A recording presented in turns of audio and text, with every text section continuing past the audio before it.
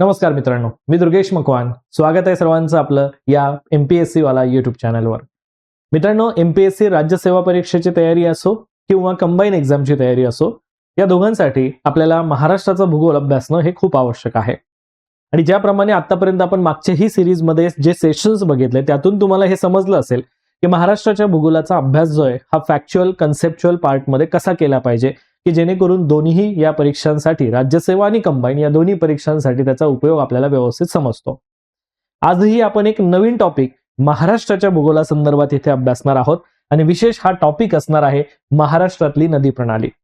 आणि विशेष तुम्हाला सांगतो की या नदी प्रणालीचा अभ्यास जो आहे हा आजच्या या सेशनमध्ये आपण अगदी डिटेलमध्ये आणि अगदी डिसेंट पद्धतीने करणार आहोत. विशेष म्हणजे महाराष्ट्रातल्या या नद्यांचा आपण डायग्रामच्या बेसिसवरही जास्त अभ्यास करणार आहोत. सोबत मी त्याच्या रिलेटेड अनेक सारे पॉइंट्स एकाच पर्टिक्युलर स्लाइडच्या माध्यमातून म्हणजेच तुम्हाला नोट्स मेकिंगचंही आजचं सेशन इथे फायदेशीर ठरेल की तुम्ही नदी प्रणाली या टॉपिकच्या रिलेटेड नोट्स कशा काढल्या गेल्या पाहिजे याचाही एक अर्थ, याचाही एक संदर्भ तुम्हाला आजच्या या महत्वाच्या सेशन मधून अभ्यासायला मिळणार आहे. सो बेसिकली राज्यसेवा आणि कंबाईन या दोघांसाठी हा सेशन फायदेशीर आहे. सेशनला सुरुवात करण्या अगोदर तुमच्यापैकी जे विद्यार्थी राज्यसेवा एक्झामसाठी तयारी करत असाल तर PW प्लॅटफॉर्मवर तुम्हाला सक्षम MPSC राज्यसेवा फाउंडेशन 2027 ही बॅच या ठिकाणी जॉईन करण्याचा एक बहुमूल्य, एक महत्वपूर्ण अवसर या ठिकाणी आहे. तर मित्रांनो, ही बॅच तुम्ही सर्वांनी नक्कीच जॉईन करू शकतात कारण 2027 साठीची जी आपली राज्यसेवा परीक्षा असेल तर या फाउंडेशन बॅचच्या माध्यमातून पूर्व परीक्षा आणि मुख्य परीक्षा या सर्वांचा एक सखोल अभ्यास तुम्हाला या बॅच मधून करता येणार आहे. त्यामुळे ही बॅच जॉईन करायला विसरू नका. यासाठी जे नाममात्र शुल्क ठेवलेले आहे ते म्हणजे 6,999 रुपये, ज्यामध्ये तुम्हाला पूर्व परीक्षा आणि मुख्य परीक्षा सर्व अभ्यास या ठिकाणी करता येणार आहे. तर याचा सर्वांनी नक्कीच फायदा घ्या. आता आपण सुरुवात करूया आपला आजचा टॉपिक महाराष्ट्रातली नदी प्रणाली. आता आपल्याला बघायचं आहे महाराष्ट्रातल्या नदी प्रणालीचा टॉपिक की महाराष्ट्रातली जी प्रमुख नदी प्रणाली आहे या नदी प्रणालीमध्ये कोणते कोणते घटक आहेत, कोणते कोणते घटकांना त्यामध्ये महत्व आहे. सो या घटकांचा विचार करत असताना पहिला पॉइंट आपण बघणार आहोत तो म्हणजे महाराष्ट्रातली प्रमुख नदीच्या संदर्भातली माहिती जी आहे तापी नदी. महाराष्ट्रामध्ये तापी नदीला महत्व आहे. बरं, तापी नदीला का महत्व आहे, त्याचं काय पॉइंट आहे, काय सांगता येईल बरं? तापी नदीची जी आपण एकंदरीत रचना बघतो तर तापीला का महत्व आहे काय सांगता येईल बघा. आता तापी नदी ही महाराष्ट्रातल्या प्रमुख नद्यांपैकी आहे कारण ही नदी महाराष्ट्रातली सर्वात मोठी पश्चिम वाहिनी नदी आहे, म्हणून या नदीला जास्त महत्व आपण देत असतो. महाराष्ट्रातली ही एक महत्वाची नदी आहे कारण का की ही पश्चिम वाहिनी म्हणून आपण जेव्हा विचार करतो तर ही सर्वात मोठी नदी म्हणून मला या ठिकाणी बघायला मिळते. सो तापी नदीच्या रिलेटेड पॉइंट बघत असताना तापी नदीचा जो उगम आहे हा उगम कोणत्या ठिकाणी होतोय तर उगम हा MP मध्ये होतोय. MP मध्ये महादेव डोंगर रांगेमध्ये याचा उगम होतो. बैतूल जिल्ह्यामध्ये मुलताई हे ठिकाण आहे आणि बैतूल जिल्ह्यातल्या या मुलताई ठिकाणी तुम्हाला तापी नदीचा उगम होताना दिसतो. त्याचं हे एक महत्वाचं पॉइंट. ठीक आहे, हा झाला उगम स्थळाचा भाग. आता काय होतं, कधी कधी तुम्ही जर बघणार ना की जो क्वेश्चनचा एक अप्रोच असतोय, अप्रोच मध्ये मोस्टली तुम्हाला बघायला मिळेल नद्या आणि उगम यामध्ये एकतर तुमचं विधान तयार होत असतं किंवा एक तर तुमचं जोड्या लावाचा प्रश्न तुम्हाला तयार होताना दिसेल. नद्या आणि उगम या रिलेटेड आता तुमच्या महाराष्ट्रातल्या प्रमुख नद्यांचा तुम्ही इथे विचार करणं जरा आवश्यक असणार आहे. आणि त्यातल्या त्यात तापी नदी महाराष्ट्रातली सर्वात मोठी पश्चिम वाहिनी नदी आहे हे त्यामध्ये विशेष लक्षात ठेवा कारण तापी नदीची महाराष्ट्रातली लांबी जी आहे ही 208 किलोमीटर आहे. हे पण महत्वाचं आहे की महाराष्ट्रातली लांबी जी आहे ही 208 किलोमीटर आहे. बरं, आता ह्या नदीचा जो प्रवास आहे म्हणजे 208 किलोमीटर सर ठीक आहे तुम्ही सांगितलं, बट या नदीचा ओव्हरऑल प्रवास, ओव्हरऑल या नदीची जी जर्नी आहे ती कशी होते.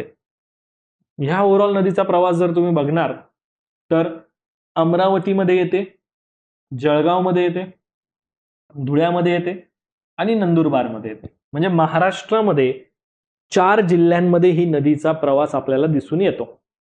आणि ह्या 4 जिल्ह्यांमध्ये एकूण टोटल ही नदी जी आहे ही आपल्याला 208 किलोमीटर वाहताना दिसते.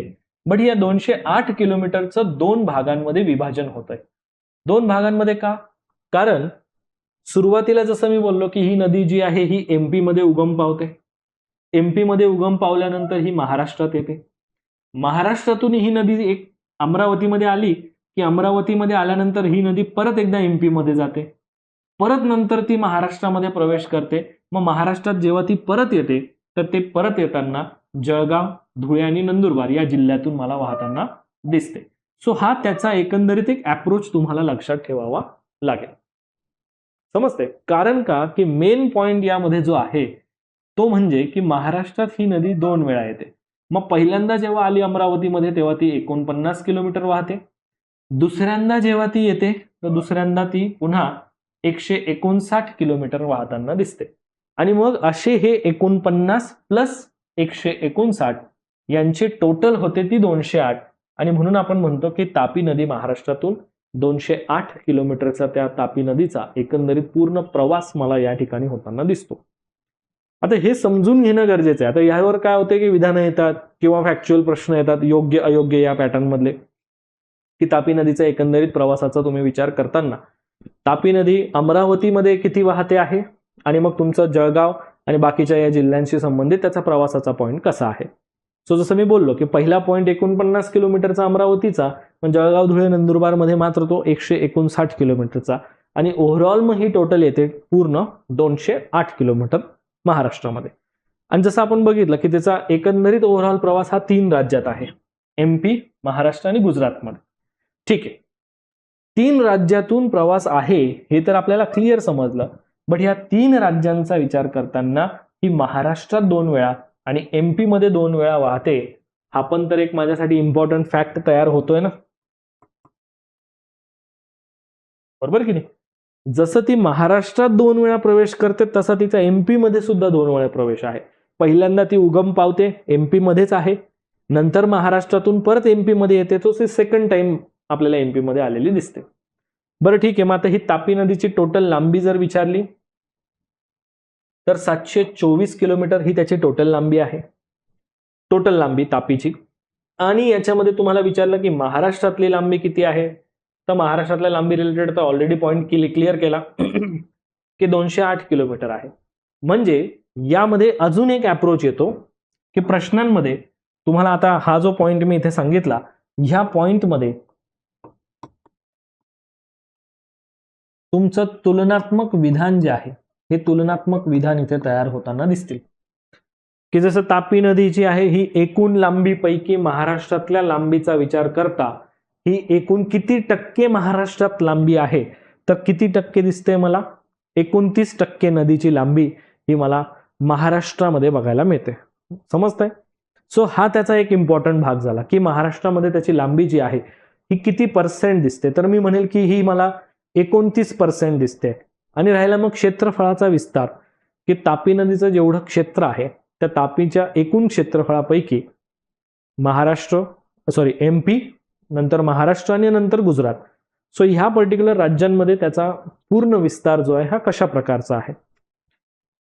क्षेत्रफळाच्या दृष्टीने जर बघितलं तर तापी नदीचं सर्वात जास्त क्षेत्रफळ जर तुम्ही बघणार तर ते तुम्हाला महाराष्ट्रातच दिसेल, जवळपास 79.1%. ठीक आहे. दुसऱ्या क्रमांकावर एमपी मध्ये दिसतंय 15.1% आणि गुजरातमध्ये तुम्हाला दिसतंय 5.9%. सो अशा प्रकारे महाराष्ट्रात सर्वात जास्त, एमपी दुसरा क्रमांक. म्हणजे जर तुम्ही क्षेत्रफळाच्या दृष्टीने जर बघायला गेले तर महाराष्ट्र पहिला, एमपी दुसरा, गुजरात तिसरा. सो याप्रमाणे तुमचा हा क्रम सुद्धा तुम्हाला इथे बघायला मिळतो. कदाचित तुम्हाला महाराष्ट्राशी संबंधित जर समजा महाराष्ट्रात किती क्षेत्र व्यापलेलं आहे याच्यावर जर आधारित प्रश्न आला तरी सुद्धा तुम्हाला उत्तर देता येऊ शकेल अशी ही माहिती या ठिकाणी आहे. ठीक आहे, क्लिअर आहे सगळ्यांना, ऑल ऑफ यू गाईज? बरं, पुढचा पॉइंट की एकंदरीत नदीचं स्ट्रक्चर जे आहे ते कसं आहे. आता काय होतंय की ही जी माहिती मी तुम्हाला दाखवतोय ना नदी प्रणाली संबंधित, ही इतकी सिंपल अँड सोबर आहे की तुम्हाला रिव्हिजन मध्ये लक्षात ठेवण्यासाठी खूप सोप्या गोष्टी यामध्ये तुम्हाला दिसतील.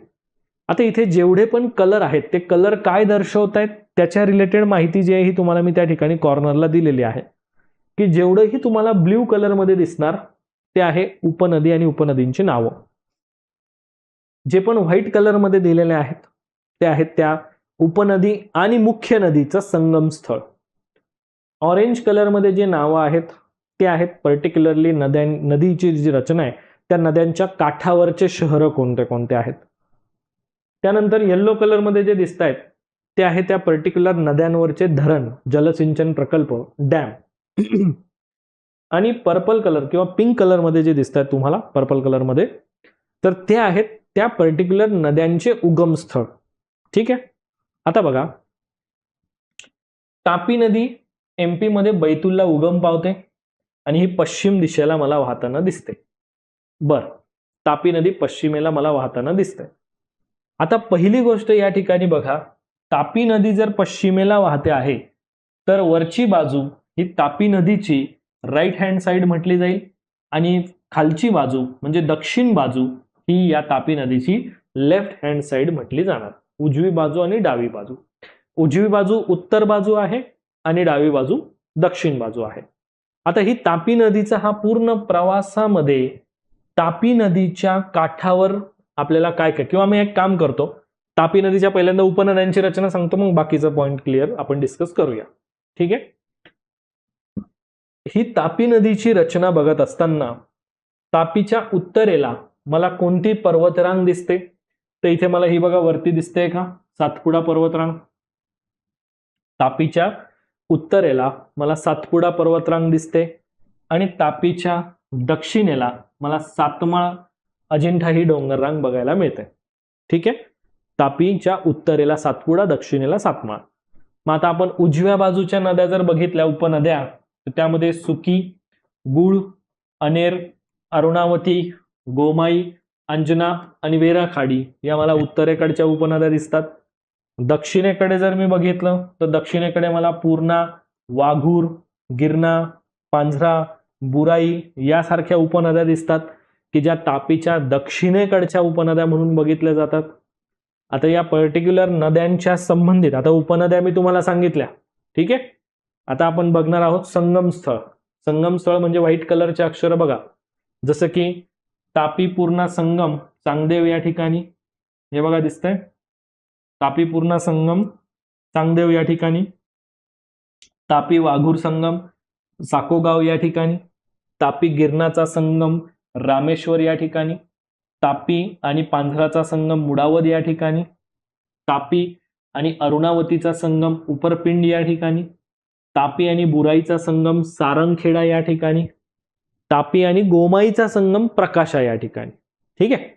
सो आता ह्या ज्या काही गोष्टी आहेत हे तुम्ही संगम स्थळांच्या संबंधित जर तुम्हाला प्रश्न विचारले गेले तर हे तुमचे जोड्या, योग्य पर्याय ओळखा, चुकीचा पर्याय ओळखा. म्हणजे माझा जो सांगायचा पॉइंट आहे तो या अनुषंगानेच आहे की तुम्ही हा जो मॅप आहे किंवा ही जी डायग्राम आहे ही एकदम बाय हार्ट लक्षात ठेवणं गरजेचं राहणार आहे.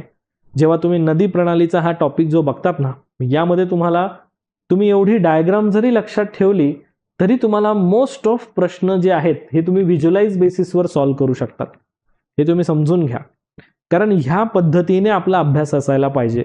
जेव्हाही तुम्ही भूगोलाचा अभ्यास करतात, जेव्हा तुम्ही रीडिंग करत असतात, माझा जो मेन पॉइंट मला जो सांगायचा आहे तुम्हाला की जेव्हाही तुम्ही भूगोलाचा अभ्यास करतात, जिओग्राफीसाठी प्रिपरेशन करत असतात, ह्या संपूर्ण प्रिपरेशनमध्ये मोस्ट इम्पॉर्टंट पॉइंट लक्षात घ्यायची की आपल्याला ती कन्सेप्ट समजून घ्यायची असेल तर आपल्याला ती आपल्या भाषेत आणि आपल्या समजतील या स्वरूपाच्या नोट्समध्ये त्या आपण कन्वर्ट केल्या पाहिजेत. त्याशिवाय तोपर्यंत आपल्याला तो टॉपिक व्यवस्थित समजत नाही. आणि म्हणून मी तुम्हाला बोललो की जोपर्यंत तुम्ही या प्रकारे मॅप अॅनलाइज करण्यासाठी स्वतः मॅप काढत नाही किंवा स्वतः डायग्राम क्रिएट करून तो पॉइंट अभ्यासणार नाही, तोपर्यंत तुमच्या त्या गोष्टी इझिली तुम्हाला लक्षात घेता येणार नाही. कारण रेफरन्स बुकमध्ये तुम्ही हे जर सगळं बघायला गेले तर सगळं वेगवेगळ्या ठिकाणी आहे, बरोबर की नाही. संगमस्थळ वेगळ्या ठिकाणी, उपनद्या वेगळ्या ठिकाणी, डॅम वेगळ्या ठिकाणी. बट जेव्हा आपण त्याचा एक मॅप क्रिएट करून लक्षात ठेवतो तर ते जास्त लॉंगर टाइम पिरियडसाठी आपल्याला लक्षात राहत असतं, याचा आपण विचार करायचा. ठीक आहे. संगमस्थळांचा पॉइंट झाला. काठावरचे शहर बघा. काठावरचे शहर तापी नदीच्या काठावर आहे बुऱ्हाणपूर, भुसावळ आहे तापी नदीच्या काठावर. पूर्णा नदीच्या काठावर दर्यापूर, अकोला, बाळापूर आहे. त्याच्यानंतर गिरणा नदीच्या काठावर मालेगाव, जळगाव हे 2 ठिकाणं आहेत. पांझरा नदीच्या काठावर धुळे ठिकाण आहे. अरुणावतीच्या काठावर शिरपूर हे ठिकाण आहे. गोमाईच्या काठावर शहादा हे ठिकाण आहे. बुराई नदीच्या काठावर शिंदखेडा हे ठिकाण आहे. सो नदी आणि काठावरचे शहर यावर सुद्धा प्रश्न येतात आणि जो पॉइंट तापी नदीशी रिलेटेड तुम्हाला इथे एकदम सोप्या पद्धतीने लक्षात राहणार. बरोबर. पुढचा पॉइंट की तापी नदी खोऱ्यामध्ये असलेले डॅम कोणते आहेत, धरण कोणते आहेत. जसं की आता तापी नदीवर आपल्याला बघायला मिळतं हे हतनूर डॅम आहे. तापी नदीवर एक उकई डॅम आहे. तापी नदीवर एक काकरापारा डॅम आहे. ठीक आहे. बरं, आता तापीच्या उपनद्या कोणत्या. जसं आता आपण बघितलं की वाघूर नदीवर वाघूर डॅम आहे. गिरणा नदीवर चनकापूर डॅम, गिरणा डॅम आणि दहिगाव डॅम आहे. पांझरा नदीवर सय्यदनगर डॅम आहे. अनेर नदीवर अनेर डॅम आहे. अरुणावतीवर करवंद डॅम आहे. गोमाई नदीवर सुसरी डॅम आहे. बुराई नदीवर फोफर डॅम आहे. सो हे असे काही डॅम्स पण तुम्हाला लक्षात ठेवायचे आहेत की जे तापीच्या खोऱ्यामधले जलसिंचन प्रकल्प. आता जे डॅम असतात त्याला वेगवेगळ्या नावाने आपण बघत असतो. जसं काही ठिकाणी तुम्हाला जलसिंचन प्रकल्प म्हणून बघतील, काही ठिकाणी त्याला आपण एक जलाशय म्हणून बघतील, किंवा काही ठिकाणी त्याला उल्लेख करत असताना धरण म्हणून करतील. सो ह्या पर्टिक्युलर शब्दांनी सुद्धा बदल केला जात असतो त्या पर्टिक्युलर क्वेश्चन विचारण्यामध्ये. म्हणून तुम्ही तो अप्रोच या स्वरूपात लक्षात ठेवा. ठीक आहे. आणि बाकी उगम स्थळांचा पॉईंट तर मी ॲज इट इज तुम्हाला इथे दिलेला आहे. मोस्टली सुकी, जसं काकरागाव, गुळकुंड्या, पाणी, लंगडा, आंबा वगैरे वगैरे या स्वरूपामध्ये त्याचे उगम स्थळ सुद्धा मी दिलेले आहेत. सांगायचा माझा एकच पॉईंट आहे की जेव्हाही तुम्ही मॅप अनालाइज करणार तो डिटेल, कन्सेप्च्युअल आणि आपल्याला समजेल या प्रकारात असला पाहिजे. तर आपण त्यातून चांगली माहिती जी आहे ही ग्रॅब करू शकतो. समजतंय सर्वांना? एव्हरीवन? ओके. पुढचा पॉइंट आपण बघूया, गोदावरी नदी प्रणाली. तापी नदीचा पॉइंट मी सांगितला. आता आपण गोदावरी नदी प्रणालीचा विचार करूया. गोदावरी नदी महाराष्ट्रातली सर्वात लांब नदी म्हणून आपण बघतो की ज्या गोदावरीची लांबी जी आहे ही टोटल लांबी 1465 किलोमीटर आपल्याला दिसते. 1465 किलोमीटर ही आपल्याला गोदावरीची एकूण टोटल लांबी बघायला मिळते. की ज्या टोटल लांबीपैकी मला स्पेसिफिकली महाराष्ट्रातली लांबी जर विचारली तर ती आहे 668 किलोमीटर. आणि ही 668 किलोमीटर असलेली लांबी महाराष्ट्राच्या म्हणजे आपण टोटल गोदावरीच्या लांबीपैकी महाराष्ट्रात किती आहे असा जर विचार केला तर ती मला 45% एवढी बघायला मिळते. समजते? महाराष्ट्रामध्ये गोदावरीच्या टोटल लांबीपैकी किती टक्के लांबी आहे तर 45% आहे. गोदावरी नदीच्या एकूण क्षेत्रफळापैकी, म्हणजे एकूण क्षेत्रफळ किती आहे, 3,13,000 स्क्वेअर किलोमीटर. बरोबर. मग आता या 3.13 लाख स्क्वेअर किलोमीटरच्या पैकी महाराष्ट्रात किती क्षेत्र आहे तर महाराष्ट्रात क्षेत्र आहे 1.53 lakh square kilometre. 1.53 lakh square kilometre हे मला महाराष्ट्रातलं क्षेत्र दिसतंय की जे महाराष्ट्रातलं क्षेत्र आहे 49% आणि लांबीनुसार बघितलं तर 45%. सो अशा या तुलनात्मक गोष्टींवर, जसं मी तुम्हाला मागच्याही स्लाइडमध्ये तापीच्या रिलेटेड पण बोललो की अशा काही गोष्टींवर तुमचे प्रश्न जे आहेत हे मोस्ट प्रोबॅबली तयार होत असतात. त्यामुळे आपल्याला ह्या गोष्टी माहिती पाहिजे की आपला प्रश्न कसा विचारला जाऊ शकतोय. ठीक आहे. बरं, आता गोदावरी नदी खोऱ्याचा जेव्हा विस्तार बघतो, आता नदी खोऱ्याचा विस्तार म्हणजे काय असतं की ज्यामध्ये नदी, त्याच्या उपनद्या यांनी व्यापलेलं जे पण काही क्षेत्र आहे, मुख्य नदी आणि त्यांच्या उपनद्या या सर्वांनी व्यापलेलं क्षेत्र म्हणजे नदी खोरं. आता गोदावरी नदीची रचना जर बघितली तर ती सगळ्यात मोठी आहे, त्यामुळे तिला येऊन मिळणाऱ्या उपनद्यांची संख्या सुद्धा जास्त आहे. मग जर मला गोदावरीची ही संख्या किंवा गोदावरीला येऊन मिळणाऱ्या उपनद्यांचा हा पूर्ण स्ट्रक्चर जरी जास्त बघायला मिळतोय तरी मला त्या संबंधित माहिती पण इथे बघावी लागेल की त्यात एक्स्ट्रा मला काय काय गोष्टी दिसतील. बघा, जसं की गोदावरी नदीचं खोरं जे आहे हे तुम्हाला नाशिक, नगर, मराठवाडा, विदर्भातले जिल्हे, कोपरगाव, सॉरी या संबंधित तुम्हाला दिसतील. ठीक आहे, म्हणजे ह्यापर्यंतची ही माहिती आहे की नाशिक, नगर, मराठवाडा आणि विदर्भातले जिल्हे या भागामध्ये तुम्हाला गोदावरी नदी खोऱ्याचा विस्तार दिसतो. ठीक आहे. बरं, जर तुम्हाला विचारलं की गोदावरी नदी खोरं कोणत्या कोणत्या जिल्ह्यांच्या संबंधित आणि कोणत्या कोणत्या शहरांशी संबंधित मला दिसतं, तर मला तो पॉइंट सांगा. तर गोदावरी नदीचं खोरं हे आपल्याला नाशिक, लक्षात आले, नाशिक, नेवासे, छत्रपती संभाजीनगर, जालना, कोपरगाव, पैठण, परभणी, बीड, नांदेड, उदगीर, त्र्यंबकेश्वर, पुणतांबे, गंगाखेड, धर्माबाद आणि सिरोंचा हे काही प्रमुख शहरं मी तुम्हाला सांगितले की जे प्रमुख शहरं मला गोदावरी नदीच्या काठावर विस्तृतपणे बघायला मिळतात. सो हा त्या पॉइंटशी रिलेटेड एक इम्पॉर्टंट घटक मी तुम्हाला सांगतोय, ज्याच्यावर आधारित आपल्याला हे प्रश्न वगैरे विचारले जाऊ शकतील. मग आता जो मेन पॉइंट आहे की गोदावरी नदीचं खोरं आणि गोदावरीचे जे इतर उपखोरे आहेत, म्हणजे गोदावरीच्या जे उपनद्या आहेत ना, त्या पण काही नद्या इतक्या मोठ्या आहेत की त्यांचं स्वतःचं एक खोरं आहे. जसं की गोदावरी स्वतःचं मोठं खोरं आहे. दक्षिण पूर्णा आहे गोदावरीला येऊन मिळणारी, तिचं पण एक खोरं आहे. जसं गोदावरीचं दक्षिण पूर्णा, मांजरा, पैनगंगा, वर्धा, वैनगंगा, इंद्रावती ह्या अशा नद्या आहेत की ज्यांचे स्वतःचे सुद्धा खोरे आहेत. आणि त्यामध्ये जसं मी बोललो की वर्धा, वैनगंगा आणि पैनगंगा यांचा एक मिळून प्रवाह तयार होतो, ज्याचं नाव आहे प्राणहिता. आणि मग ही प्राणहिता गोदावरीला येऊन मिळताना दिसते आपल्याला, बरोबर की. मग आपण गोदावरीच्या उपनद्या बघतो की गोदावरीच्या उजव्या बाजूच्या उपनद्या कोणत्या आहेत आणि गोदावरीच्या डाव्या बाजूच्या उपनद्या कोणत्या आहेत. गोदावरीची उजवी बाजू जी आहे ती म्हणजे साऊथ साईड आणि गोदावरीची डावी बाजू जी आहे ती म्हणजे नॉर्दर्न साईड. ठीक आहे, कारण गोदावरी ही आपल्याला कशी बघायला मिळते, गोदावरी ही आपल्याला पूर्व वाहिनी बघायला मिळते. ठीक आहे, त्यामुळे तुम्हाला ह्या गोष्टी लक्षात असायला पाहिजे, डावी बाजू कोणती आणि उजवी बाजू कोणती. मग आता उजवी बाजू म्हणजे दक्षिणेकडून येऊन मिळणाऱ्या उपनद्या जर बघितल्या, दारणा, प्रवरा, मुळा, बोर, सिंदफणा, बिंदुसरा, कुंडलिका. ठीक आहे, आणि उत्तर बाजूने येऊन मिळणाऱ्या नद्यांचा भाग बघितला तर कादवा, शिवना आणि खाम या उपनद्या मला उत्तरेकडून येऊन मिळताना दिसतात, की ज्या गोदावरीच्या डाव्या बाजूच्या उपनद्या म्हणून मी त्याला विचारात घेतो.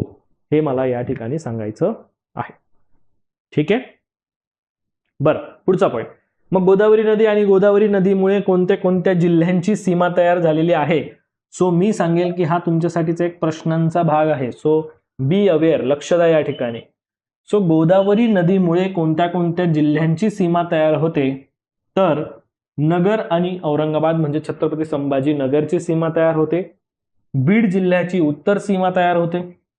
छत्रपती संभाजीनगर आणि जालनाची सीमा तयार होत असते. गडचिरोलीच्या सीमेवर पण तुम्हाला गोदावरी नदीचा भाग दिसतो, की ज्या ठिकाणी प्राणहिता आणि इंद्रावती पण मिळताना दिसतील. सो हे झालं गोदावरीचं स्ट्रक्चर. गोदावरीच्या या स्ट्रक्चर नंतर आता मला बघा, ही गोदावरीचं एक, जसं मी बोललो, मॅप बेसिसचं स्ट्रक्चर आपल्याला लक्षात घ्यायचंय. मग आता इथे मला ही मुख्य नदी गोदावरी दिसते आहे. हे बघा, गोदावरी नदी ही नाशिक जिल्ह्यामध्ये त्र्यंबकेश्वर जवळ ब्रह्मगिरी पर्वत जो आहे या ठिकाणी उगम पावते. आणि इथून उगम पावल्यानंतर ह्या नदीचा हा पूर्ण प्रवास जो आहे हा बंगालच्या उपसागरापर्यंत होतो. म्हणजे पश्चिम घाटावर ही नदी उगम पावते, ते बंगालच्या उपसागरापर्यंत ही नदी वाहत जाते. मग ह्या संपूर्ण प्रवासात महाराष्ट्राचा जो स्ट्रक्चर आहे यामध्ये पहिल्यांदा आपण उपनद्यांची रचना बघूया, की उपनद्या कोणत्या कोणत्या आहेत. बघा, गोदावरीची ही डावी बाजू म्हणजे तुमची उत्तर बाजू आणि गोदावरीची ही उजवी बाजू म्हणजे दक्षिण बाजू. मग आता पहिल्यांदा आपण डाव्या बाजूच्या उपनद्या बघूया. कादवा, शिवना, खाम, दक्षिण पूर्णा, वर्धा, वैनगंगा यांचा एकत्रित संगम आहे प्राणहिता आणि इंद्रावती. ठीक आहे, उजव्या बाजूचा बघितला तर त्या उजव्या बाजूने येऊन मिळणाऱ्या नद्यांमध्ये दारणा, प्रवरा, सिंदफणा, सरस्वती, वान आणि मांजरा यासारख्या नद्या आहेत. बरोबर. पुढचा एक भाग आपण या ठिकाणी बघणार की या नदी प्रणाली संबंधित उपनद्यांचे संगम स्थळ कोणते कोणते आहेत. आता जे सफेद रंगामध्ये लिहिलेले आहेत, जसं की गोदावरीचा आणि दारणाचा संगम आहे सायखेडा, गोदावरी आणि कादवाचा संगम आहे नांदूर मधमेश्वर, गोदावरी आणि कादवाचा संगम नांदूर मधमेश्वर, गोदावरी आणि प्रवराचा संगम टोके या ठिकाणी होतो, गोदावरी आणि शिवनाचा संगम या ठिकाणी धारेगाव, गोदावरी आणि सिंदफणाचा संगम जो मंजरत या ठिकाणी आहे, गोदावरी आणि खाम नदीचा संगम जोगेश्वर या ठिकाणी, त्याच्यानंतर गोदावरी आणि दक्षिण पूर्णाचा संगम कंठेश्वर या ठिकाणी, गोदावरी आणि वान नदीचा संगम शिरसाळा, गोदावरी आणि मांजरा नदीचा संगम कुंडलवाडी, वर्धा वैनगंगा संगम चपराळा, वर्धा वैनगंगा आणि पैनगंगा यांचा सगळ्यांचा संगम येऊन किंवा वर्धा वैनगंगाचा जो एकत्रित संगम आहे प्राणहिता, तर मग हा प्राणहिताचा संगम होतो सिरोंचा या ठिकाणी, म्हणजे प्राणहिता आणि गोदावरीचा संगम, इंद्रावती आणि गोदावरीचा संगम सोमनूर या ठिकाणी होतो. मग हे झाले तुमचे संगम स्थळ गोदावरी नदीच्या संबंधित. इथे तुमच्या मॅच द पेअर किंवा जोड्या लावाशी संबंधित हा प्रश्न तुमचा येऊ शकतो, जे मी तुम्हाला ऑलरेडी अवेअर केलेलं आहे. पुढचा पॉइंट आहे काठावरचे शहर. तुम्हाला यावर पण आधारित प्रश्न विचारला जाऊ शकेल की गोदावरी नदीच्या संबंधित काठावरचे शहर कोणते कोणते आहेत. आता गोदावरी नदीच्या काठावरचे जर का मी शहरांचा विचार करेल तर या शहरांमध्ये मला बघा मुख्य गोदावरी नदीवर नाशिक बघायला मिळतंय, कोपरगाव आहे, पुणतांबे आहे, पैठण आहे, गंगाखेड आहे, नांदेड आहे आणि राजमहेंद्री आहे. हे मला काही प्रमुख शहरं या ठिकाणी बघायला मिळतात. गोदावरी नदीचं हे संपूर्ण खोऱ्याचा अभ्यास करत असताना मला दिसतं की सातमाळ अजिंठा पर्वतरांगेच्या दक्षिणेला आणि हरिश्चंद्र बालाघाट रांगेच्या उत्तरेला, म्हणजे सातमाळ अजिंठा आणि हरिश्चंद्र बालाघाटच्या दरम्यान गोदावरी नदीचं खोरं मला दिसतंय, किंवा गोदावरी नदी खोऱ्यामुळे सातमाळ अजिंठा आणि हरिश्चंद्र बालाघाट या दोन डोंगर रांगा विलग झालेल्या आहेत, हेही मला इथे बघायला मिळतंय. म्हणजे मी असं सुद्धा त्याला म्हणू शकतो, काही प्रॉब्लेम नाहीये. वास्तविक पॉइंट एकच आहे. त्याच्यानंतर आपण बघणार डॅम. गोदावरी नदीवरचे डॅम कोणते कोणते पहिल्यांदा ते बघूया. गोदावरी नदीवर आहे गंगापूर डॅम, गोदावरी नदीवर आहे जायकवाडी डॅम, गोदावरी नदीवर आहे विष्णुपुरी डॅम. सो या ठिकाणी मला 3 धरण बघायला मिळतात की जे स्पेसिफिकली गोदावरी नदीवरच आहे, हे मी इथे बघू शकतो. ठीक आहे. त्याच्यानंतर हे लक्ष द्या, त्याच्यानंतर गोदावरीची उपनदी कादवा नदी. कादवा नदीवर जे डॅम आहे Karanjwan dam, Palkhed dam, Nandur dam. ठीक आहे. त्याच्यानंतर प्रवरा नदीवर जर बघितलं तर इथे भंडारदरा डॅम आहे, शिवना नदीवर शिवना डॅम आहे, सिंदफणा नदीवर माजलगाव डॅम आहे, दक्षिण पूर्णा नदीवर येलदरी डॅम आणि सिद्धेश्वर डॅम आहे. राईट. सो या प्रकारे मला हे प्रमुख डॅम बघायला मिळतात की जे गोदावरी नदीच्या खोऱ्यामध्ये आहेत. आणि बाकी मग जे पिंक कलर मध्ये तुम्हाला ऑलरेडी सांगितलं की जे उगम स्थळ आहेत पर्टिक्युलर काही नद्यांच्या संबंधित मध्ये. सो अशा काही गोष्टींशी संबंधित पॉइंट तुम्हाला विचारले जातात आणि त्यासाठी मॅप बेसिसवर, म्हणजे जसं मी बोललो की व्हिज्युअलाइज केलेल्या माहितीच्या आधारे, मॅप क्रिएट केल्याच्या माहितीच्या आधारे आपल्याला हे असे घटक लक्षात ठेवणं, असे घटक अभ्यासणं हे खूप सोप्या पद्धतीने आणि इझिएस्ट पद्धतीने आपण चांगले मार्क यावेळेस स्कोअर करू शकतो. म्हणून या पद्धतीने हे टॉपिक अभ्यासले पाहिजे. बरं, पुढचा एक पॉइंट आपण आता या ठिकाणी बघणार आहोत, तो म्हणजे भीमा नदी संबंधित भाग. भीमा नदी संबंधित पार्ट. आता भीमा ही आपल्याला बघायला मिळते कृष्णाची उपनदी आहे, बरोबर. पण विषय असा आहे नेमका की कृष्णाची लांबी जास्त आहे जेव्हा तुम्ही तिचा भारताशी संबंधित विचार करतात, पण कृष्णाची लांबी कमी आहे जेव्हा तुम्ही महाराष्ट्रामध्ये तिचा विचार करतात.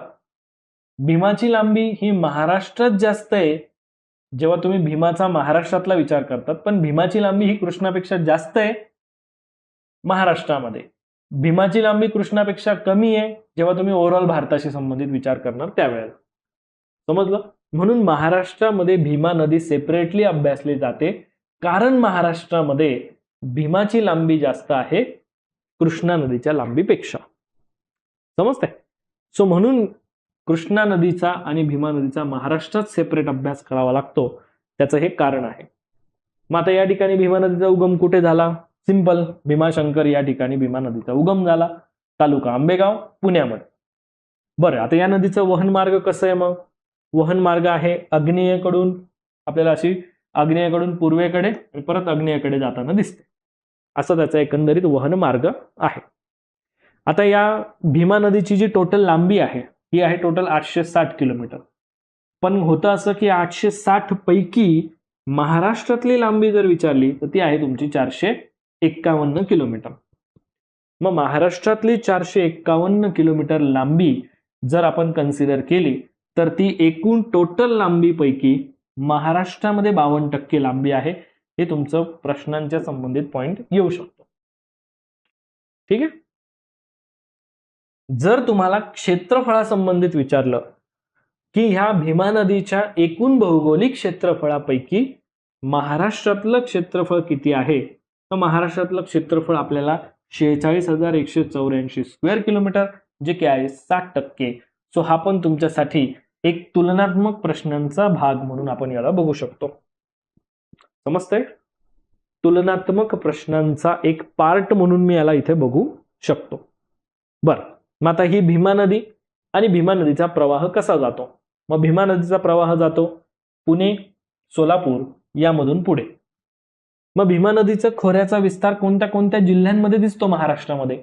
सो जर तुम्हाला विस्ताराचे जिल्हे विचारले गेले तर सांगू शकतात तुम्ही नगर, सातारा, सांगली, पुणे, सोलापूर, बीड आणि उस्मानाबाद. सो ह्या जिल्ह्यांमध्ये तुम्हाला पूर्णपणे भीमा नदीच्या खोऱ्याचा विस्तार बघायला मिळू शकतो, म्हणजे विस्तार त्यामध्ये आहेच. सो हा एक पॉइंट तुम्ही लक्षात ठेवा. सर ते भीमा नदीचं स्ट्रक्चर दाखवा बरं. बघा, भीमा नदीचं स्ट्रक्चर ज्यावेळेस आपण बघतो, मॅप बेसिसवर आढावा ज्यावेळेस बघतो, या गोष्टी जेव्हा आपण व्हिज्युअलाइज करून बघतो, सेम थिंग. आता यामध्ये बघा, भीमा नदीच्या उत्तरेला मला हरिश्चंद्र बालाघाट डोंगररांग दिसते आहे का? बघा बरं, भीमा नदीच्या उत्तरेला मला हरिश्चंद्र बालाघाट डोंगररांग दिसते. भीमा नदीच्या दक्षिणेला मला शंभू महादेव डोंगररांग दिसते आहे. सर बरोबर आहे, दिसते सर ही रांग. म्हणजे भीमा नदीमुळे हरिश्चंद्र बालाघाट आणि शंभू महादेव डोंगररांग विलग झालेलं आहे असंही म्हणता येऊ शकतं. भीमा नदीमुळे, किंवा आपण असं म्हणू शकतो की हरिश्चंद्र बालाघाट आणि शंभू महादेवच्या मध्ये भीमा नदीचं खोरं आहे असंही म्हटलं तरी चालेल. आता भीमा नदी जसं मी बोललो की पूर्व बाजूने मला वाहताना दिसते, त्यामुळे वरची बाजू जी आहे ही नॉर्दर्न साइड म्हणजे ही लेफ्ट हँड साइड झाली, आणि दक्षिण बाजू जी आहे ही राईट हँड साइड म्हणजे तुमची काय म्हणतात साऊथ बाजू जी आहे ही तुमची राईट हँड साइड झाली. बरोबर की? सो हा पॉइंट इथे लक्षात ठेवा. आता काय होतं, भीमा नदी पहिल्यांदा आग्नेयाला वाहते, पूर्वेला जाते, परत आग्नेयाला जाते. बरं, निळ्या रेषा ज्या आहेत तर त्यामध्ये ही भीमा मुख्य नदी, तिला येऊन मिळणाऱ्या बाकीच्या उपनद्या निळ्या रंगाच्या.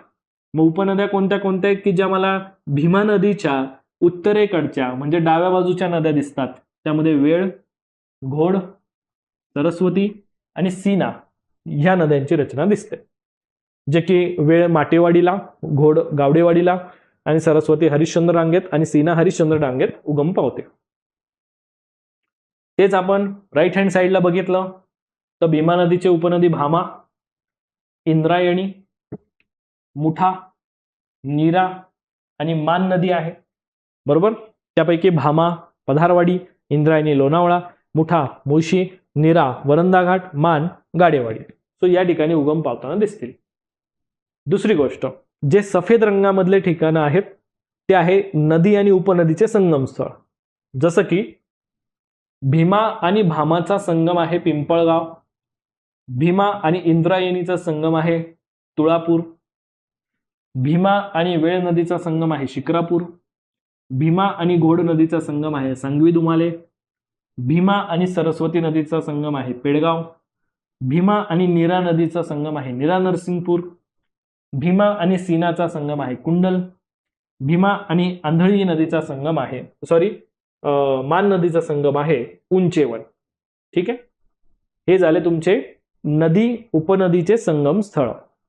आता आपण बघणार आहोत की या नदीच्या काठावरचे शहर कोणते आहेत. भीमा नदीच्या काठावर आहे राजगुरुनगर. इंद्रायणीच्या काठावर आहे आळंदी. मुठा नदीच्या काठावर आहे पुणे. घोड नदीच्या काठावर आहे नारायणगाव. सीना नदीच्या काठावर आहे अहमदनगर. ठीक आहे, आता आपण बघणार की ह्या नदीचे संबंधित असलेले जे जलसिंचन घटक आहे, जलसिंचन प्रकल्प आहेत, डॅम्स आहेत, ते कोणते. भीमा नदीवरचा डॅम आहे चासकमान डॅम आणि उजनी डॅम. ठीक आहे, त्याच्यानंतर इंद्रायणी नदीवर जर डॅम बघितला तर एक वळवण डॅम आहे, भुशी डॅम आहे आणि बोकरवाडी डॅम आहे. मुठा नदीवर बघितलं तर तुम्हाला टेमघर डॅम आहे, खडकवासला डॅम आहे. घोड नदीवर जर बघितलं तर डिंभे डॅम आहे. मान नदीवर बघितलं तर आंधळी डॅम आहे. सो हे तुमचे डॅम रिलेटेड पण घटक, संगम स्थळांचे पण घटक, काठावरच्या शहरांचे पण घटक, असे ओव्हरऑल पॉइंट मी या ठिकाणी या एका मॅपमध्ये तुम्हाला बसवून दिलेले आहेत की ज्या बेसिसवर तुम्हाला भीमा नदीशी संबंधित असे काही जे प्रश्न येतील त्यात तुम्ही चुकणार नाहीत याची मला खात्री आहे, अशी मी अपेक्षा व्यक्त करतो. Am I right all of you? तुम्ही या अशा गोष्टींवर चुकणार नाहीत अशी अपेक्षा व्यक्त करतो. बरोबर आहे का एव्हरीवन?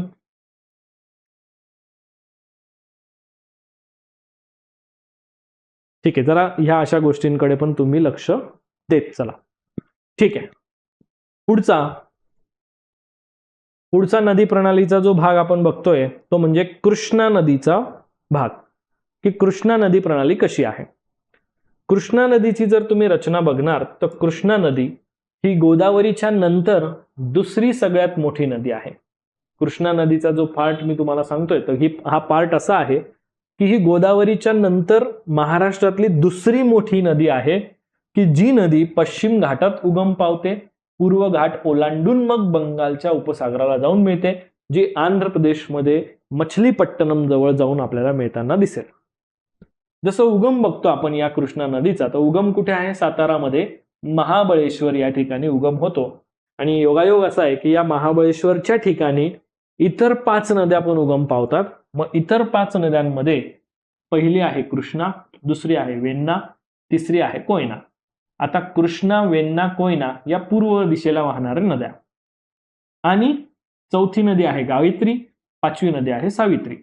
गायत्री आणि सावित्री या पश्चिम दिशेला वाहणाऱ्या नद्या. म्हणजे ज्या 5 नद्या साताराच्या ठिकाणी महाबळेश्वरला ज्या उगम पावतायत त्यापैकी 3 पूर्वेला जातात, 2 पश्चिमेला येतात. ठीक आहे, सो ह्या 5 नद्यांचं नाव तुम्हाला कृष्णा ज्या ठिकाणी उगम पावते त्या ठिकाणी इतर 5 नद्या पण उगम पावतात या रिलेटेड पण तुम्हाला प्रश्न विचारला जाऊ शकतो. त्यामुळे हे जे सगळे भाग मी तुम्हाला सांगतोय ना, हे सगळे पार्ट तुम्ही जरा व्यवस्थित लक्षात ठेवून घ्या म्हणजे तुम्ही चुकायला नको. ठीक आहे, पुढचा पॉइंट. आता या नदीचं वहन जे आहे हे नदीचं पूर्ण वहन क्षेत्र हे मला आग्नेय दिशेला वहन होताना दिसणार, की ज्यामध्ये राज्याचा पॉइंट जर बघितला तर महाराष्ट्र, कर्नाटक आणि आंध्र प्रदेश मधून ही नदी मला वाहताना दिसते. पुढे मछलीपट्टणम जवळ त्रिभुज प्रदेश तयार करून बंगालच्या उपसागराला मिळते. आता जर क्षेत्रफळाच्या दृष्टीने बघितलं तर कृष्णा नदीच्या एकूण क्षेत्रफळापैकी जर महाराष्ट्रातलं क्षेत्रफळ विचारलं तर ते आहे टोटल 11%. ठीक आहे, आणि कृष्णा नदीच्या टोटल लांबीपैकी महाराष्ट्रातली किती लांबी आहे हे जर विचारलं गेलं तर महाराष्ट्रामध्ये आहे 282 किलोमीटर, की जे आहे 20% लांबी. आणि जसं मी बोललो तुम्हाला तेव्हाही की ह्या गोष्टीवरच तुमचे प्रश्न मोस्टली तयार होताना बघायला मिळू शकतात. त्यामुळे या फॅक्टकडे जरा लक्ष असू द्या. ठीक आहे, की जिथे तुमचा तुलनात्मक प्रश्न तयार होतो किंवा तुलनात्मक माहितीचा आधार घेऊन जे काही प्रश्न तयार होतील ते अशा स्वरूपाचे असतील. मग आता कृष्णा नदीची उजवी बाजू आणि कृष्णा नदीची डावी बाजू. कृष्णा नदी पूर्वेला वाहते, त्यामुळे नॉर्दर्न साइड जी आहे ही राईट हँड सॉरी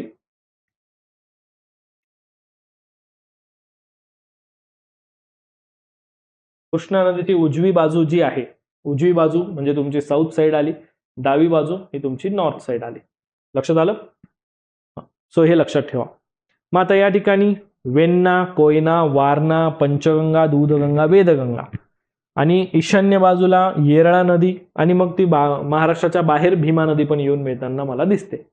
मग तुम्ही म्हणाल सर ही जी माहिती आहे या माहितीचा जो स्ट्रक्चर आहे नदी प्रणालीला, महाराष्ट्रातला नदी प्रणालीचा, तो स्ट्रक्चर सांगा.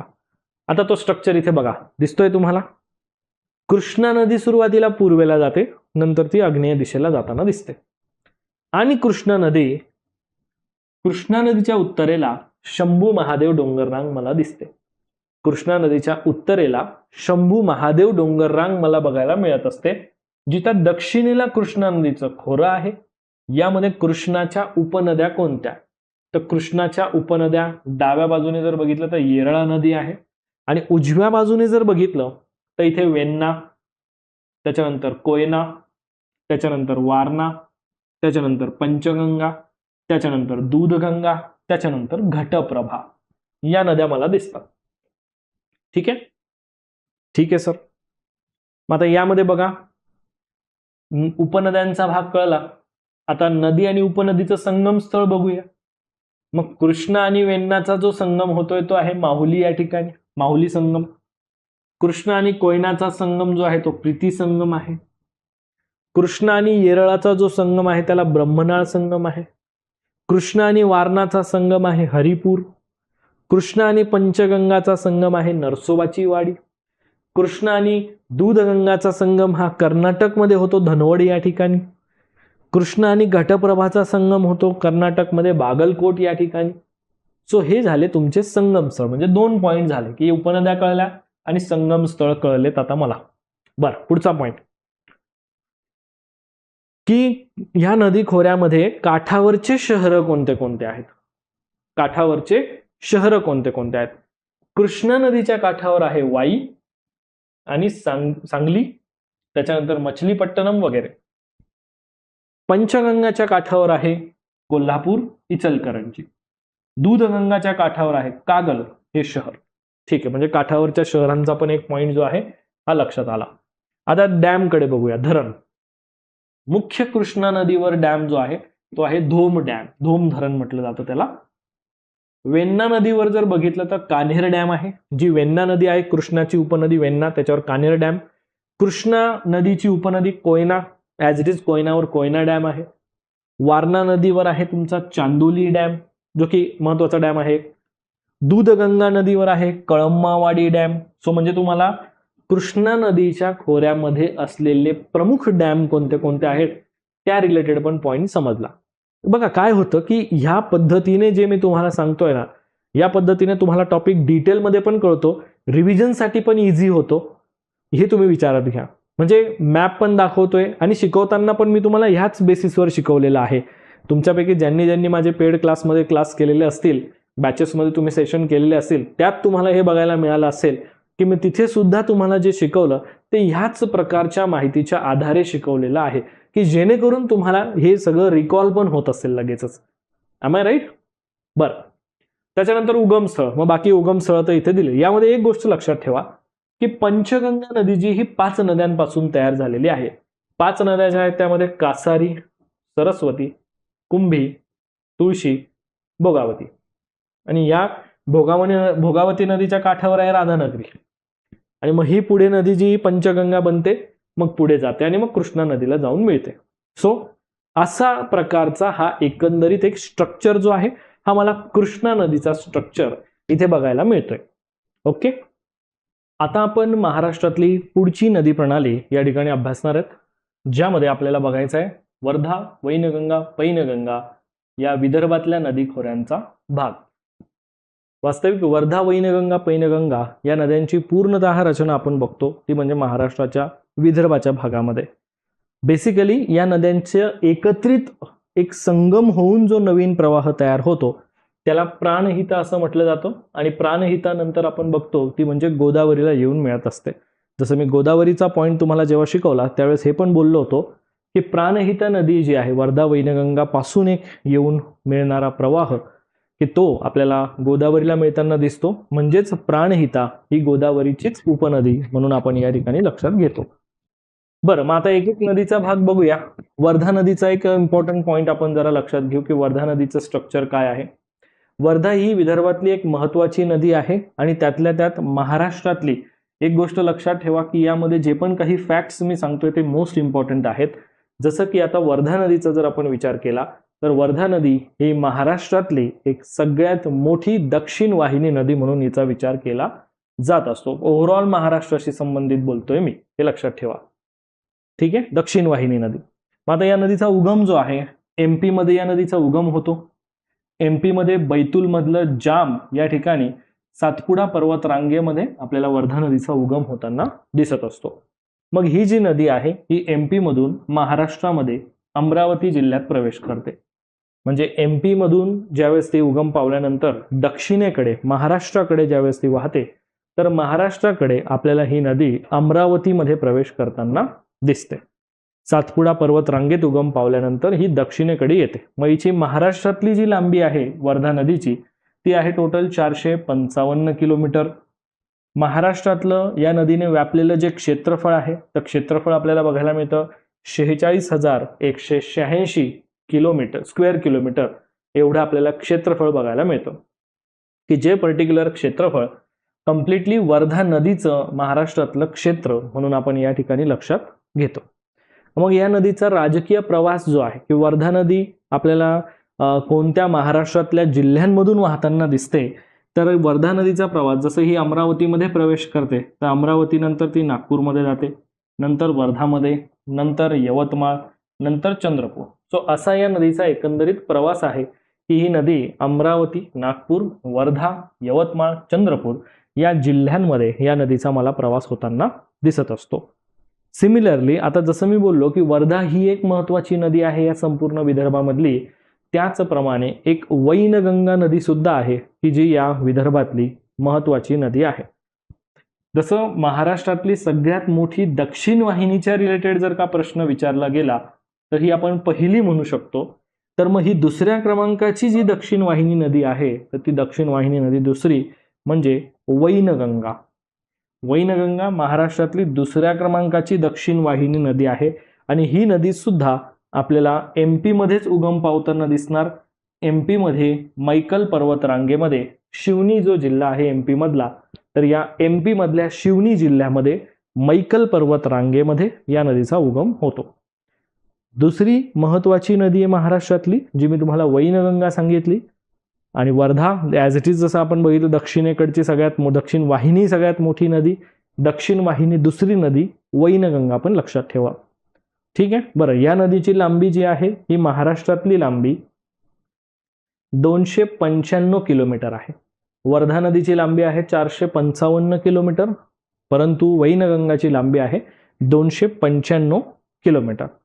आणि बेसिकली मग जर तुम्हाला विचारलं जाते की या नदीचा प्रवास कसा आहे, महाराष्ट्रात प्रवास कसा आहे, तर महाराष्ट्रामध्ये ही नदी जी आहे ही गोंदियामध्ये येते. गोंदिया, भंडारा, नागपूर, चंद्रपूर, गडचिरोली, गोंदिया, भंडारा, नागपूर, चंद्रपूर, गडचिरोली अशा या जिल्ह्यांमधून मला पर्टिक्युलरली या नदीचा जो प्रवास आहे हा प्रवास या ठिकाणी बघायला मिळत असतो जो की आहे वैनगंगा नदीचा प्रवास.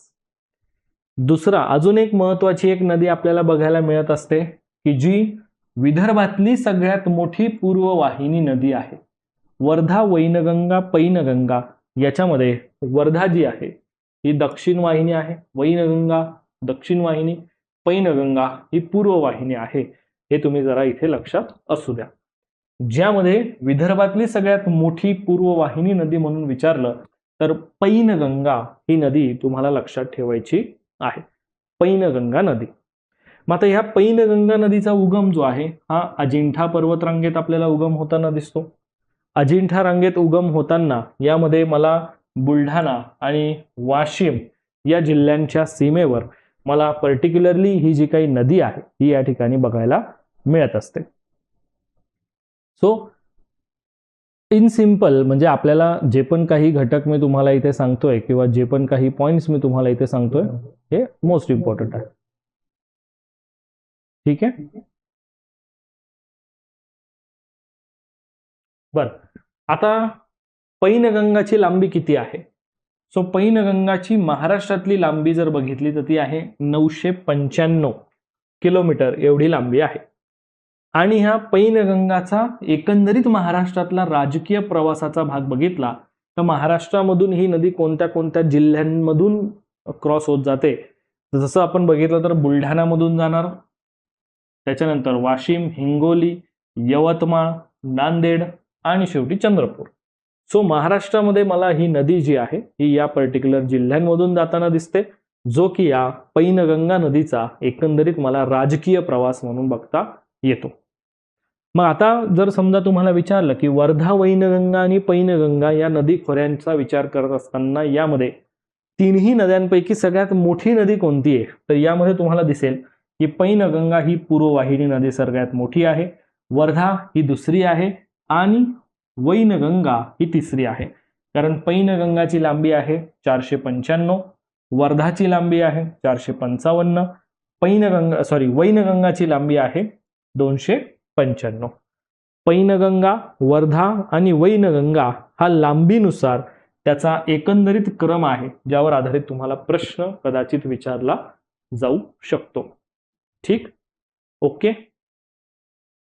मग वर्धा वैनगंगाशी संबंधित ओव्हरऑल डिटेल्स तुम्हाला आय होप सो यामध्ये सविस्तरपणे कळलेले असतील. आता हा जो एकंदरीत स्ट्रक्चर जो दिसतोय तुम्हाला हा वर्धा वैनगंगा पैनगंगाचा स्ट्रक्चर आहे की ज्यामध्ये तुम्हाला इथे दिसेल बघा ही गोदावरी नदी जाते, दिसतंय गोदावरी नदी. आणि जसं मी बोललो की गोदावरी नदीला येऊन मिळणारी ही प्राणहिता नदी आणि ही प्राणहिता तयार झालेली आहे वर्धा वैनगंगा पैनगंगा पासून. ठीक आहे, हे बघा या ठिकाणी ही एक नदी आहे पैनगंगा, जसं मी बोललो की ही पूर्ववाहिनी नदी आहे. ही तुम्हाला नदी दिसते वर्धा की जी तुम्हाला दक्षिण वाहिनी नदी आहे.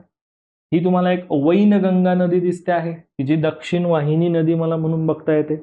सो या नद्यांचा विचार करत असताना पैनगंगा नदी जी आहे ही पूर्ववाहिनी आहे. मग तिला येऊन मिळणाऱ्या उपनद्या जर बघितला तर कयाधू ही उजव्या बाजूने येऊन मिळणारी नदी आहे. डाव्या बाजूच्या नद्यांचा विचार केला तर पूस, अरुणावती, वाघाडी, खुनी, विदर्भा या सर्व नद्या ज्या आहेत या पैनगंगाला येऊन मिळणाऱ्या नद्या म्हणून मला बघायला मिळतात. वर्धा नदीचा जर मी विचार करेन तर वर्धा नदीला उजव्या बाजूने येऊन मिळणाऱ्या नद्यांचा विचार केला तर बेंबळा आणि निरगुडा. डाव्या बाजूचा विचार केला तर वेण्णा आणि इरई या नद्या दिसतील. सोबत मी जर वैनगंगाचा विचार केला तर वैनगंगाचा संबंधित तुम्हाला दिसेल की उजव्या बाजूच्या नद्या ज्या आहेत या बावनथडी, कन्हान, मूल.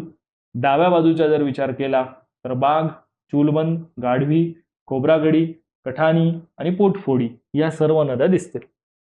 आता ह्या पॉइंट ऑफ व्ह्यूने तुम्ही एक गोष्ट लक्षात घ्या की ही पैनगंगा नदी वर्धाला ज्या ठिकाणी येऊन मिळते हा जो पॉइंट आहे या संगमस्थळाला वढा, घुग्गुस या ठिकाणी हा संगमस्थळ मला दिसून येतो. वर्धा नदी आणि वैनगंगा नदी यांचा जो संगम होतोय हा चपराळा या ठिकाणी होत असतोय, चपराळा. आणि मग मला पुढे जी नदी वाहताना दिसते ती आहे प्राणहिता नदी. मग ही जी प्राणहिता नदी इथून सुरुवात होते तर ही गोदावरीला जाऊन जेव्हा मिळते तर हा जो संगम आहे हा नगरम, सिरोंचा या ठिकाणी मला हा संगम होताना दिसत असतो. सो हा त्याचा एकंदरीत एक पॉइंट लक्षात ठेवा की ज्यामध्ये आता जर समजा काठावरच्या शहरांशी रिलेटेड पॉइंट विचारला समजा तुम्हाला तर या ठिकाणी बघा पूस नदीच्या काठावर पुसद आहे, अरुणावतीच्या काठावर आर्णी आहे, वाघाडीच्या काठावर घाटजी आहे, पूर्ण वैनगंगाच्या काठावर किनवट आहे, खुनी नदीच्या काठावर पांढरकडा आहे. वर्धा नदीचा विचार केला तर वर्धा नदीच्या काठावर पुलगाव आहे, राजुरा आहे, निरगुडाच्या काठावर वणी आहे, वेण्णाच्या काठावर हिंगणघाट आहे, इरईच्या काठावर चंद्रपूर आहे. वैनगंगाचा विचार केला तर काननच्या काठावर कामठी आहे, वैनगंगाच्या काठावर भंडारा पण आहे. सो हे पॉइंट मला इथे दिसतात. धरणांचा विचार जर केला डॅम तर मला पैनगंगा नदीवर इसापूर डॅम दिसतोय, खुनी नदीवर सायखेडा डॅम दिसतोय, वर्धा नदीवर मला अप्पर वर्धा डॅम दिसतोय, बेंबळा नदीवर बेंबळा डॅम आहे, त्यानंतर मला इरई नदीवर इरई डॅम दिसतोय, प्राणहिता नदीवर मला चोविला डॅम या ठिकाणी बघायला मिळतोय. वैनगंगाचा विचार करत असताना मला या ठिकाणी कान्हन नदीवर पेंच आणि तोतला डोह, इथे पेंच नदी येऊन मिळते कान्हनला, मग पेंचवर पेंच डॅम, तोतला डोह डॅम, त्याच्यानंतर तुम्हाला वैनगंगावर गोसी खुर्द डॅम आहे, गाढवी नदीवर जर बघितलं तर तुम्हाला इटिया डोह हा डॅम तुम्हाला बघायला मिळतो. सो ओव्हरऑल ह्या स्लाइडवर मी तुम्हाला पूर्ण विदर्भातल्या नद्यांच्या संबंधित वर्धा वैनगंगा पैनगंगाचा जो काही स्ट्रक्चर आहे त्या रिलेटेड मी तुम्हाला काठावरचे शहरं, उपनद्या, धरण आणि संगम स्थळ असा एकंदरीत एक सर्व अप्रोच एका स्लाइडवर तुम्हाला व्यवस्थित समजला पाहिजे, त्यासाठी आपण ही अरेंजमेंट व्यवस्थित करून तुम्हाला दाखवली. आय होप तुम्हाला यातून हे समजणं सोपं होईल, कारण काय होतं की जेव्हा आपल्याला अशा काही गोष्टींवर प्रश्न येतात त्यावेळेस आपण त्या पर्टिक्युलर टॉपिकला किती चांगल्यापैकी व्हिज्युअलाइज करून अभ्यासलेलं आहे हे आपल्याला इम्पॉर्टन्स त्या प्रश्नाला बघितल्यानंतर कळत असतं, आणि म्हणूनच मी तुम्हाला या अनुषंगाने इथे शिकवत असतो. सो ज्याचा तुम्ही जास्तीत जास्त चांगल्यापैकी फायदा करून घेत चला. ठीक आहे, क्लिअर आहे? बोर नाही होते ना तुम्हाला सर्वांना? म्हणजे ज्या पद्धतीने आपण हा पूर्ण एक 5 तासाचा मोठा रिव्हिजनचा एक सेशन जो बघतो यामध्ये बोर नाही होते ना तुम्हाला, राईट? हा, सो थोडंसं ऍक्टिव्हली बघत चला, आणि विशेष म्हणजे कमेंट सेक्शनमध्ये तुमचे रिप्लाय द्या की तुम्हाला नेमकं हा सेशन कसा वाटतोय. सोबतच प्रज्ञा सिरीजमध्ये माझा ऑलरेडी अजून एक सेशन तुम्हाला झालेला दिसेल की जो भूगोलाचा 8 तासांच्या रिव्हिजनचा सेशन आहे. जर तुमच्यापैकी कोणी तो सेशन बघितलेला नसेल तर आपल्या या MPSC वालाच्याच यूट्यूब चॅनलवर तुम्हाला माझा भूगोलाच्या संबंधित मध्ये, कारण महाराष्ट्राचा आत्ता चालू आहे आपला, तो भूगोलाच्या संबंधित मध्ये 8 तासांची रिव्हिजनचा एक अखंड म्हणजे असा सेशन बघायला मिळेल, जो तुम्ही नक्कीच बघा, ज्यामध्ये मी खूप सारे असे वेगवेगळे टॉपिक तिथे कव्हर केलेले आहेत की जे तुम्हाला येणाऱ्या परीक्षेसाठी मोस्ट इम्पॉर्टंट आहे. सोबत आत्ताच रिसेंटली मी अजून एक सेशन घेतलेला आहे ज्यामध्ये तुम्हाला इन्व्हायरमेंटचा पण 3 तासांची रिव्हिजन त्यामध्ये अभ्यासायला मिळेल. सो पर्यावरणाचे पण तुम्हाला राज्यसेवा पूर्व परीक्षेसाठी जे काही महत्त्वाचे पॉईंट्स आहेत ते पण मी रिव्हिजन त्या ठिकाणी घेतलेली आहे. आणि आज आपण या ठिकाणी हा पण जो सेशन बघतोय 5 तासांच्या रिव्हिजनचा जो महाराष्ट्राशी संबंधित आहे, तर हा सुद्धा तुम्ही एकदा व्यवस्थित बघत चला. आतापर्यंत जसं आपण वेगवेगळे टॉपिक बघत आलोय, फिजिकल बघितला महाराष्ट्राचा, पॉलिटिकल ॲडमिनिस्ट्रेटिव्ह पॉईंट ऑफ व्ह्यूने बघितलं, नदी प्रणाली बघितली. सो अजून आपल्याला 2 टॉपिक बघायचे, एक आहे मृदा आणि एक वनसंपत्तीचा आणि खनिज संपत्तीचा. ठीक आहे, तो आता तो पॉईंट आपला सुरुवात होणारच, बट आता लगेच आपण बघूया.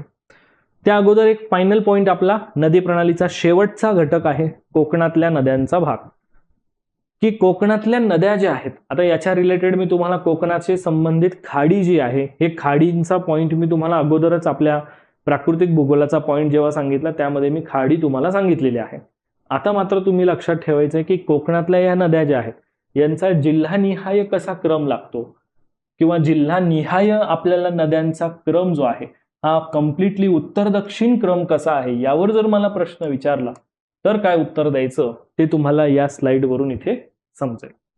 ठीक आहे, सो आता इथे लक्ष द्या.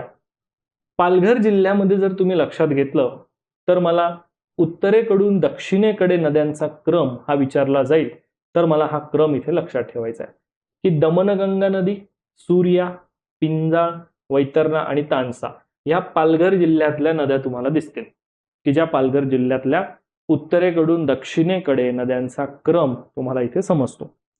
त्यानंतर ठाणे जिल्ह्यामध्ये जर बघितलं तर ठाणे जिल्ह्यामध्ये उत्तरेकडून दक्षिणेकडे हा जो क्रम तुम्ही बघतात यामध्ये सुद्धा तुम्हाला भातसा, काळू, मुरबाडी आणि उल्हास ह्या नद्यांची ही रचना ठाणे जिल्ह्याशी संबंधित तुम्हाला दिसते. मुंबईचा जर विचार केला तर या ठिकाणी मुंबईमध्ये सुद्धा उत्तरेकडून दक्षिणेकडे ज्यावेळेस तुम्ही ही नद्यांची रचना बघतायत तर यामध्ये दहिसर, ओशिवरा, भुईसर आणि मिठी नदी हे तुम्हाला मुंबईमधल्या प्रमुख नद्या म्हणून तुम्हाला इथे लक्षात ठेवायचं आहे, हे इथे विशेष लक्षात घ्या. रायगड, आता हा जिल्ह्यांचा पण जो क्रम तुम्हाला दिसतोय हा उत्तरेकडून दक्षिणेकडेच आहे, आणि ह्या पर्टिक्युलर जिल्ह्यांमधल्या ज्या मी तुम्हाला नद्या सांगतोय ह्या सुद्धा तुम्हाला उत्तरेकडून दक्षिणेकडेच आहे, हे पण तुम्ही विशेष लक्षात ठेवा. ठीक आहे. जसं आता रायगडमध्ये अनेक नद्या दिसतील तुम्हाला. मग रायगडमध्ये उल्हास, पाताळगंगा, भोगावती, अंबा, कुंडलिका, काळ नदी, घोड, गंधार आणि सावित्री हा उत्तरेकडून दक्षिणेकडे असलेला महत्वाचा क्रम. रत्नागिरीशी संबंधित जर विचारलं तर रत्नागिरीशी संबंधित पण तुम्हाला अशाच पद्धतीने क्रम लक्षात ठेवायचा आहे, उत्तरेकडून दक्षिणेकडचा, ज्यामध्ये आहे भारजा, जोग नदी, जगबुडी, वशिष्ठी, शास्त्री, बाव, काजळी, मुचकुंदी, काजवी आणि शुक नदी. सो ह्या नद्यांची ही ओव्हरऑल रचना तुम्हाला लक्षात ठेवायची. स्पेसिफिकली या आपल्याला रत्नागिरी जिल्ह्यातल्या उत्तरेकडून दक्षिणेकडच्या नद्यांचा भाग आहे.